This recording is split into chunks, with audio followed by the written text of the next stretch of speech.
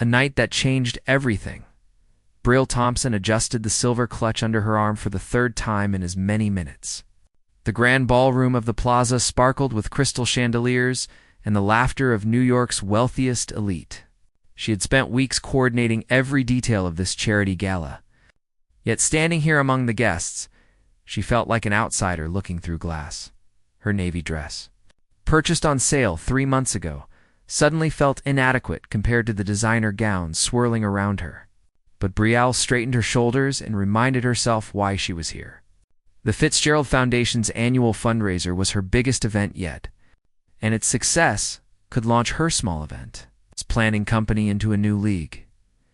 She was reviewing the auction schedule on her phone when she felt it. Cold liquid cascading down her hair, soaking into the fabric of her dress. Brielle gasped as champagne dripped from her curls onto her shoulders. Oh my goodness, how clumsy of me. The voice dripped with false sweetness.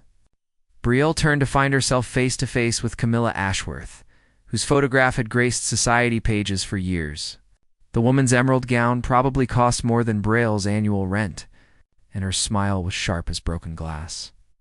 "I'm so terribly sorry," Camilla continued, her voice loud enough to attract attention from nearby guests. "These servers keep filling my glass too full. You know how it is." The bathroom revelation. Brielle's cheeks burned as people turned to stare. She forced a polite smile. "It's fine. Accidents happen." "Of course they do," Camilla replied, her eyes gleaming with malice. "Let me help you clean up." "The ladies' room is just this way." Against her better judgment, Brielle followed. She needed to salvage her appearance, and the bathroom would at least provide a moment of privacy. The restroom was all marble and gold fixtures, a monument to excess that made Brielle feel even more out of place. As Brielle dabbed at her dress with paper towels, she heard voices from the lounge area. One of them was Camilla. "Can you believe Hudson actually invited the help to this event?" Camilla's laugh was cruel. "I suppose he felt sorry for the little event planner. She probably bought that discount dress thinking she could fit in with real society." Another woman's voice joined in. "I heard she's from Queens. Her parents run some tiny restaurant." "How provincial." Brielle froze, her hands clutching the damp paper towels. The champagne incident hadn't been an accident at all. "Hudson will realize his mistakes soon enough," Camilla continued. "He always comes back to me. We're from the same world. We understand each other. That girl is just a charity case he's temporarily interested in. But didn't you two break up months ago?" the other woman asked. "A minor disagreement," Camilla said dismissively. "Hudson just needed time to appreciate what he had. Tonight, I'll remind him. Once he sees the difference between someone like her and someone like me, he'll remember where he belongs." The unexpected encounter. Brielle felt hot tears threatening to fall. She had worked so hard to make tonight perfect, and now this. She quietly left the bathroom through a side door, avoiding Camilla and her friend. Her dress was still damp, her hair a disaster, and her confidence shattered. The corridor outside was blessedly empty. Brielle leaned against the wall, taking deep breaths and trying to compose herself. She couldn't let them see how much their words had hurt. She wouldn't give them that satisfaction. "Rough evening?" Brielle jumped at the deep voice. She turned to find a man standing a few feet away, and her breath caught.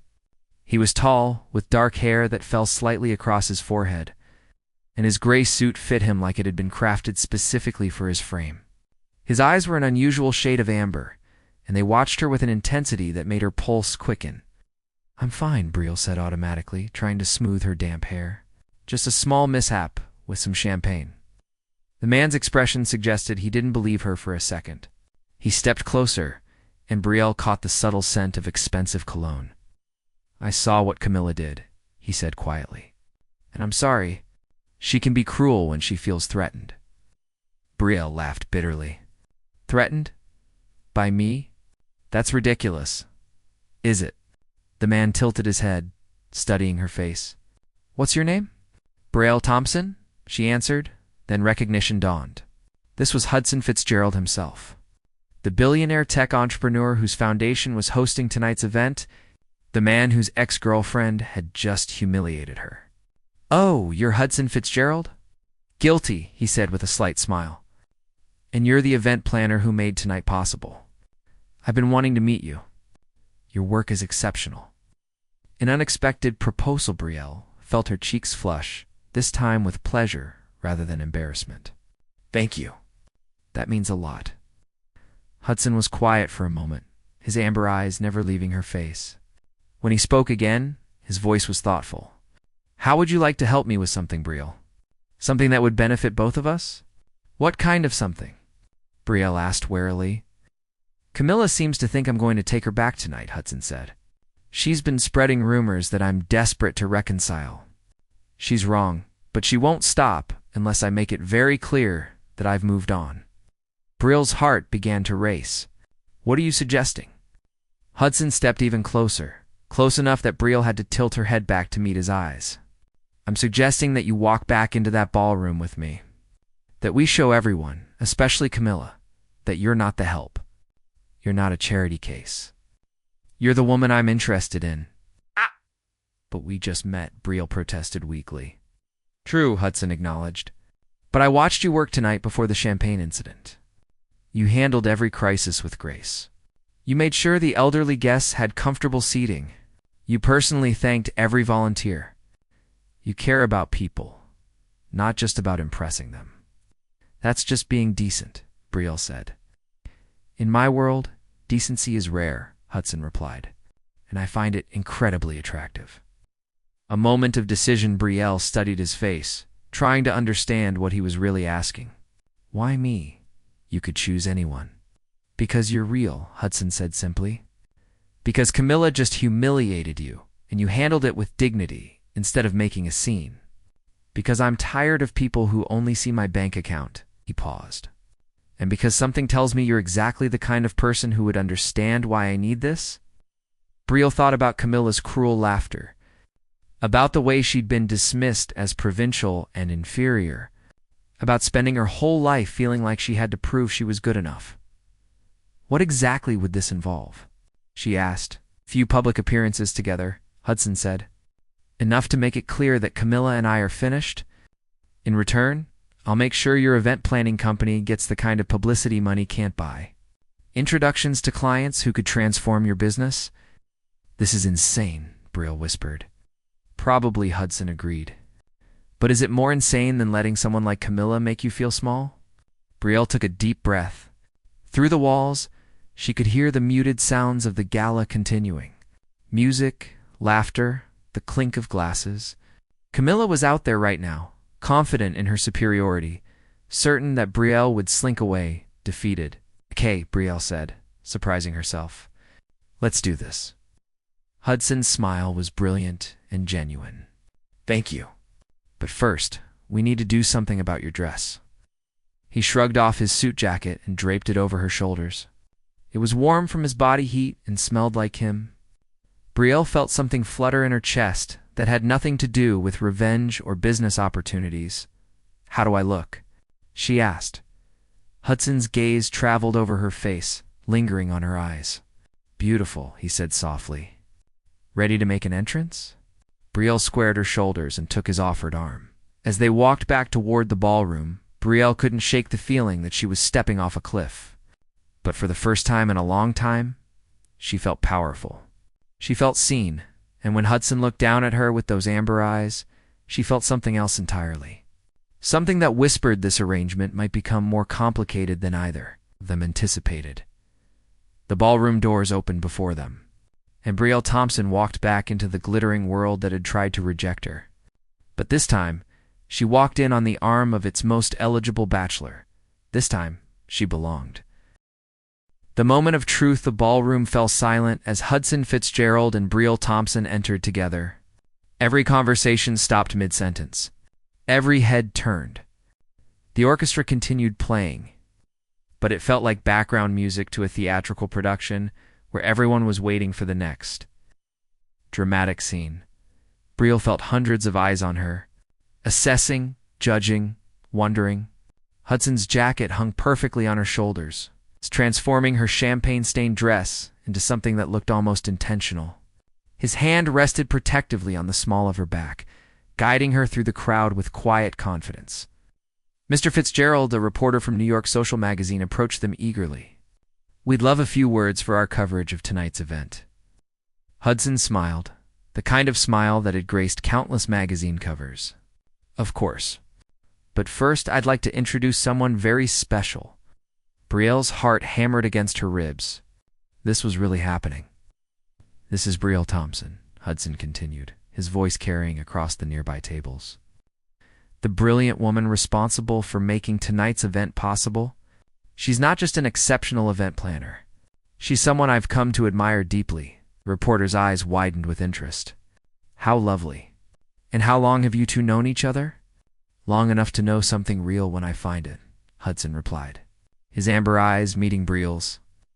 The intensity in his gaze made her breath catch. Camilla's reaction across the ballroom, Brielle spotted Camilla Ashworth. The woman's face had gone pale beneath her perfectly applied makeup. Her champagne glass trembled slightly in her manicured hand. The smug confidence from earlier had evaporated, replaced by something that looked like genuine shock. Camilla began moving through the crowd toward them, her emerald gown flowing like water. But Hudson seemed to anticipate this, smoothly guiding Brielle in the opposite direction toward a small stage at the front of the room. "Ladies and gentlemen," Hudson's voice rang out as he stepped up to the microphone. The orchestra ceased playing. Every person in the room turned their full attention to him. "Thank you all for joining the Fitzgerald Foundation tonight. Your generosity will change lives." Applause rippled through the crowd. Brielle stood just below the stage, feeling exposed and vulnerable. "Tonight is about more than just charity," Hudson continued. "It's about recognizing what truly matters. For too long, I've let expectations and traditions dictate my choices. I've dated women my family approved of, attended events I was supposed to attend, and followed a path that was laid out for me before I was born." The room was utterly silent now. Patricia Fitzgerald, Hudson's grandmother, sat at a front table, her sharp blue eyes watching her grandson with an unreadable expression. "But recently, I met someone who reminded me what authenticity looks like," Hudson said. He extended his hand toward Brielle. "Will you join me?" Standing together, Brielle's legs felt like water, but she climbed the 3 steps to the stage. Hudson took her hand, his grip warm and steady. She could feel the weight of every gaze in the room. "Brielle Thompson grew up in Queens," Hudson said, and Brielle heard a few gasps from the crowd. "Her parents own a restaurant where they work 70 hours a week to serve their community." Brielle built her event planning company from nothing, with no trust fund, no family connections, just talent and determination. Camilla had reached the front of the crowd now, her face a mask of barely controlled rage. "She doesn't care about my money," Hudson continued. "In fact, when I first approached her tonight, she had no idea who I was. She saw me as just another person, and that's when I realized she was exactly the kind of person I wanted in my life." "Hudson," Camilla's voice cut through the room like a knife. "Can we talk privately? You're making a mistake." Hudson looked down at his ex-girlfriend with an expression that was almost pitying. "The only mistake I made, Camilla, was not ending things with you sooner. You deliberately humiliated Brielle tonight because you felt threatened by her. That tells me everything I need to know about your character." Camilla's face flushed red. "She's a nobody. She doesn't belong in our world." "Our world." Hudson's voice took on an edge. "You mean a world where people are valued by their bank accounts instead of their character? Where cruelty is acceptable as long as it's dressed up in designer clothes? If that's our world, Camilla, then maybe it needs to change." Patricia's testy applause that followed was scattered and uncomfortable. Some people clapped enthusiastically, while others looked scandalized. Brielle noticed several society matrons whispering behind their hands as Hudson led Brielle off the stage. His grandmother rose from her seat. Patricia Fitzgerald was a formidable woman in her late 70s, with silver hair styled in an elegant chignon and eyes that missed nothing. "Hudson, dear," Patricia's voice was soft but carried authority. "Might I have a word with your companion?" Brielle felt her stomach drop. This was the matriarch of the Fitzgerald family, a woman who had ruled New York society for 5 decades. "Of course, grandmother," Hudson replied, though his hand tightened protectively around Brielle's. "Brielle." This is Patricia Fitzgerald. Mrs. Fitzgerald, Brielle managed, extending her hand. It's an honor. Patricia's handshake was firm, her gaze assessing. Walk with me, dear. Hudson, give us a moment. Hudson looked like he wanted to protest, but Patricia's expression brooked no argument. Brielle followed the older woman to a quieter corner of the ballroom, her heart racing. You must think my grandson has lost his mind, Patricia said once they were alone. Brielle chose her words carefully. I think he's been under a lot of pressure to be someone he's not. Patricia's eyebrows rose slightly. Perceptive. Tell me, Brielle, what do you really want from Hudson? Nothing, Brielle said honestly. I didn't ask for any of this. He approached me. I know, Patricia replied. I was watching when Camilla spilled that champagne on you. I saw your face.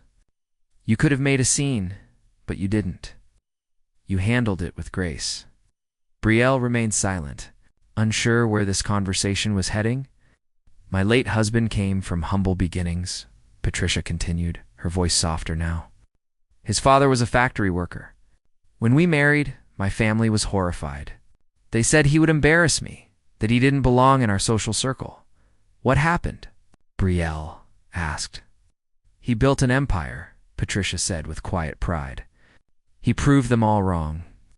And he taught me that character matters far more than pedigree. She paused, studying Brielle's face. But it wasn't easy. People can be cruel when you don't fit their expectations. I'm getting that impression, Brielle said dryly. Patricia smiled, a genuine expression that transformed her austere face. You have spine. Good. You'll need it if you're serious about my grandson. Mrs. Fitzgerald, I should be honest with you. Hudson and I barely know each other. This whole thing happened very quickly. The best things usually do, Patricia replied. But answer me this. When you look at Hudson, do you see a bank account or do you see a man? Brielle thought about Hudson's amber eyes, the way he'd defended her, the genuine warmth in his smile. I see someone who's tired of pretending. Someone who wants to be valued for who he really is. A growing connection, Patricia nodded slowly.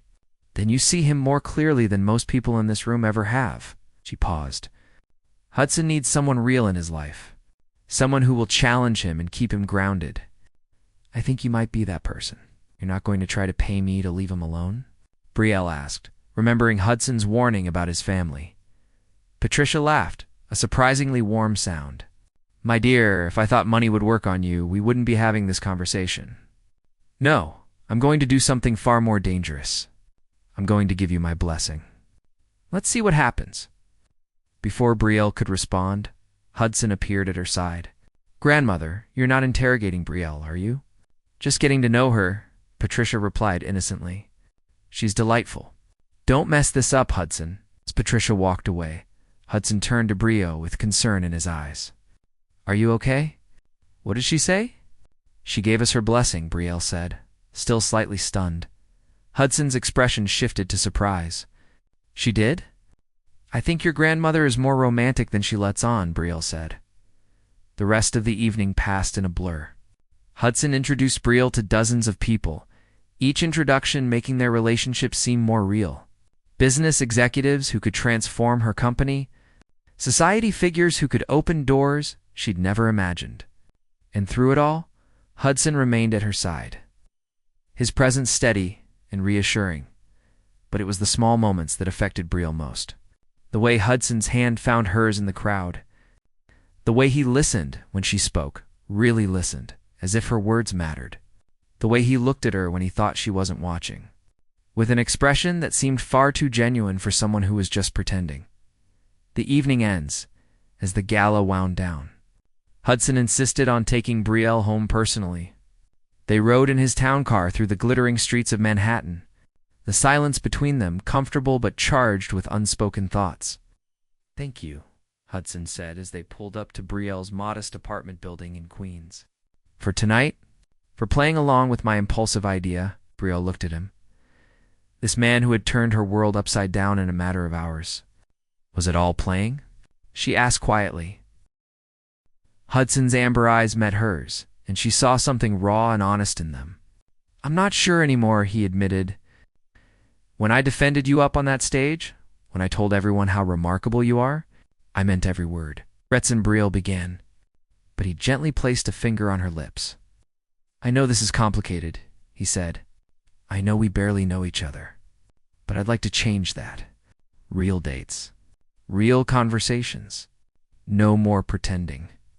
Briel's heart raced. This was dangerous territory. Getting emotionally involved with Hudson Fitzgerald could break her heart into pieces. But looking into his eyes, she couldn't bring herself to say no. Real, she agreed softly. Let's try real. Hudson smiled, and it transformed his entire face. He leaned in slowly, giving her time to pull away. When his lips met hers, it was gentle and sweet and full of promise. The kiss was brief, but it left Briel breathless. As she walked into her building, Briel touched her lips and smiled. She had no idea what tomorrow would bring, but for tonight, she felt like Cinderella after the ball. Except this time, the prince had chosen her not, despite who she was. But because of it, morning after Briel woke to her phone buzzing with notifications. Dozens of them. She grabbed her phone groggily and felt her heart stop. Photos from last night's gala were everywhere. Hudson Fitzgerald with mystery woman. Billionaire tech mogul defends event planner against ex. Who is Briel Thompson? Her modest queen's apartment had never felt smaller. She scrolled through article after article, some praising Hudson's authenticity, others questioning whether she was just another social climber. The comment sections were brutal. Before she could spiral into panic, her phone rang. Hudson's name appeared on the screen. Please tell me you haven't read the gossip sites yet, he said when she answered. Late Briel replied, her voice shaky. I'm sorry. I should have warned you this would happen. The press can be vicious. Briel took a deep breath. Hudson, maybe we should slow down. This is getting too complicated too fast. Don't, Hudson said firmly.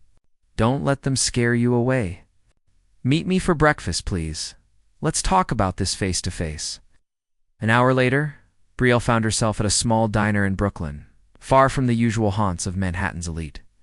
Hudson was already there, wearing jeans and a simple sweater, looking more relaxed than she'd ever seen him. I used to come here in college, he explained as she slid into the booth across from him. Nobody recognizes me here. We can just be two people having breakfast. Honest conversations over coffee and pancakes. They talked. Really talked. Hudson told her about the pressure of being a Fitzgerald, the expectations that had shaped every decision in his life. How his relationship with Camilla had been more about family approval than genuine connection. How he'd felt like he was slowly disappearing under the weight of other people's expectations. Briel shared her own story.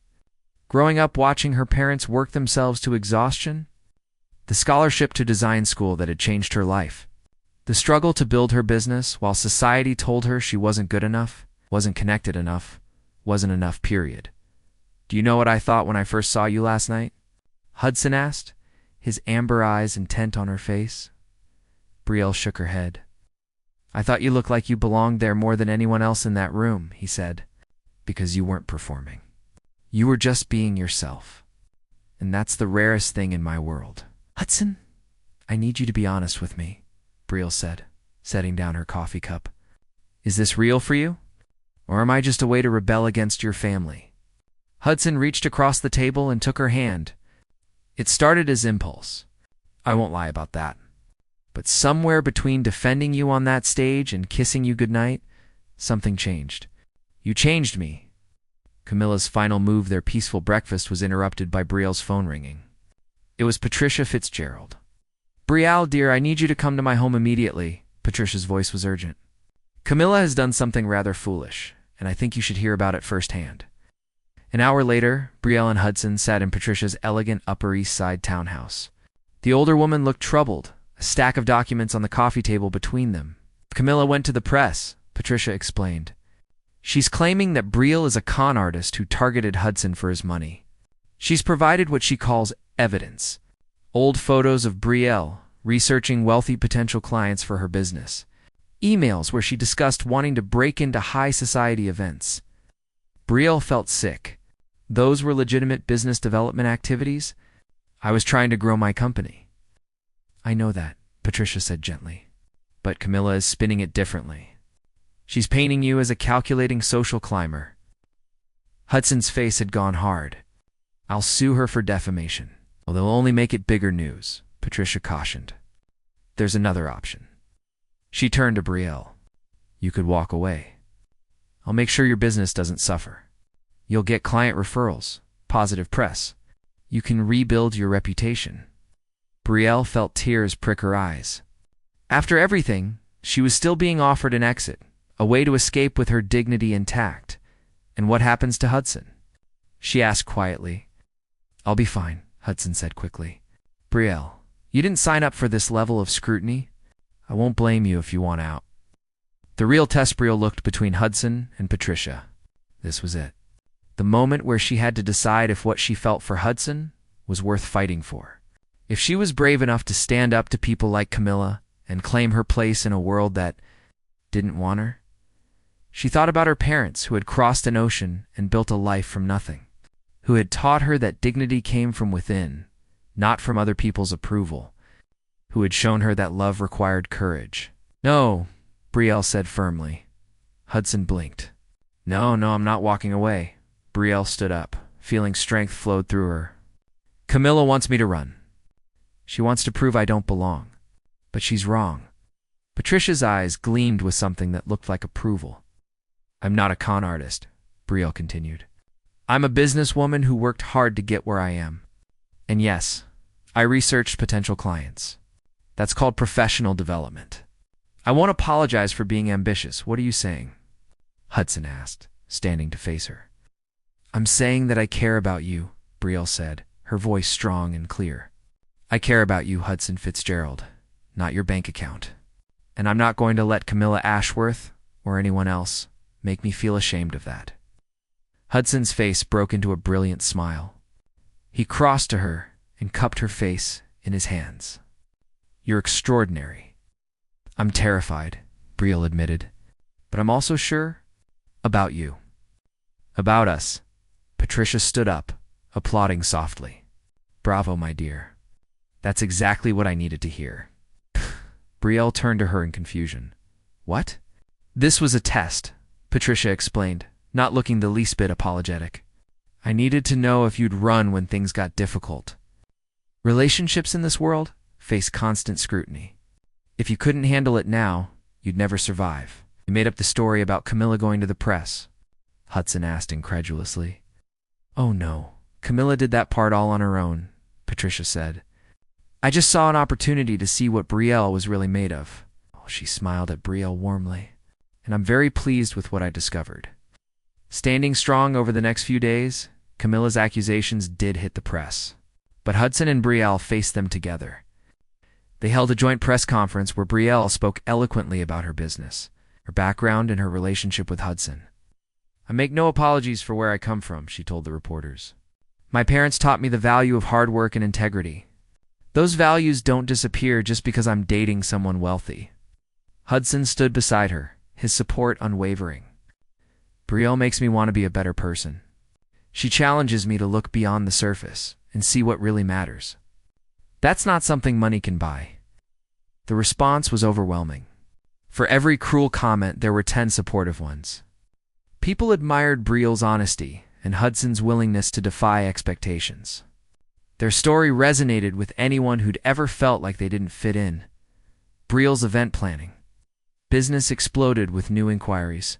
But more importantly, she and Hudson continued to build something real. Real dates where they talked for hours. Real moments of vulnerability where they shared their fears and dreams. Real love that grew stronger every day. 6 months later, Brielle stood in the garden of Patricia's Hamptons estate, the sunset painting the sky in shades of gold and pink. Hudson stood across from her, holding her hands, his amber eyes bright with unshed tears. When I first saw you at that gala, Hudson said, I thought I was offering you a business arrangement. I had no idea I was meeting my future wife. Brielle smiled through her own tears. When I agreed to help you that night, I never imagined I'd fall in love with you. But here we are. Patricia officiated the intimate ceremony, her voice strong and proud. Around them stood Brielle's parents, beaming with joy. a small group of close friends who had supported them through everything. "I now pronounce you husband and wife," Patricia declared. "Hudson, kiss your bride." As Hudson pulled Brielle into his arms and kissed her, she heard applause and cheers. When they broke apart, she saw tears streaming down Patricia's face. "Welcome to the family, my dear," Patricia said, embracing Brielle warmly. "You've brought light back into Hudson's life. And into mine." Brielle's mother hugged her next, whispering in Spanish, "I'm so proud of you, Mia. You never forgot who you are." "I never could," Brielle replied. "You and Papa taught me too well." It's the final word later that evening, as the celebration continued. Brielle spotted a familiar figure at the edge of the property. Camilla Ashworth stood just beyond the garden gates. Watching the festivities with an unreadable expression, Brielle walked over to her, and Hudson followed, his hand supportive on her back. "Camilla," Brielle said calmly. "Thank you for coming." Camilla's eyes widened. "You invited me?" "I did," Brielle confirmed, "because I wanted you to see that you didn't win. But more than that, you didn't lose either. This was never a competition." "I don't understand," Camilla said, her voice small. "You tried to make me feel inferior because you felt threatened," Brielle explained. "But the truth is, we're both just people trying to find where we belong. I hope someday you find that place, and I hope it makes you as happy as I am right now." Camilla stared at her for a long moment, then something in her face softened. "You're nothing like I thought you were." "No," Brielle agreed. "I'm exactly who I've always been. It just took meeting Hudson to help me believe that was enough." Camilla nodded slowly, then turned and walked away. Brielle watched her go, feeling nothing but peace. "That was generous of you," Hudson said, pulling Brielle close. "Your grandmother taught me something," Brielle replied. "Real class isn't about money or status.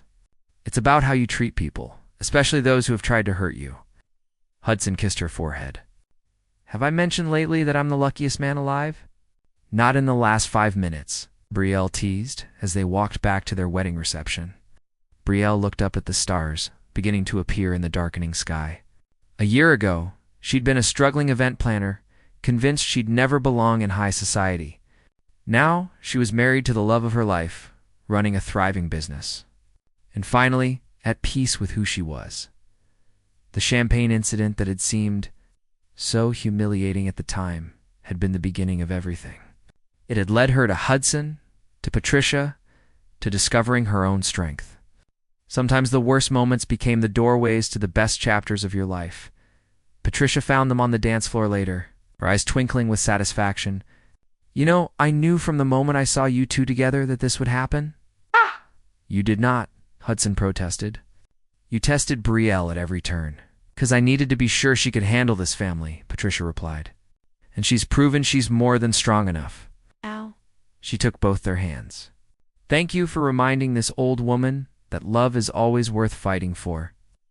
As the music swelled and Hudson spun, Brielle across the dance floor, she laughed with pure joy.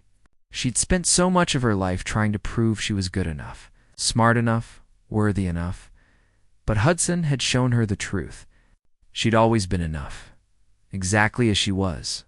She just needed someone to see her clearly, and in his amber eyes, she saw herself reflected back, beautiful and brave and completely, perfectly loved. The girl from Queens and the billionaire from Manhattan had found something that transcended social boundaries and family expectations. They'd found authentic connection, the kind that changed lives, and they'd found it in the most unexpected place. In a champagne-stained dress at a charity gala, where humiliation had transformed into destiny.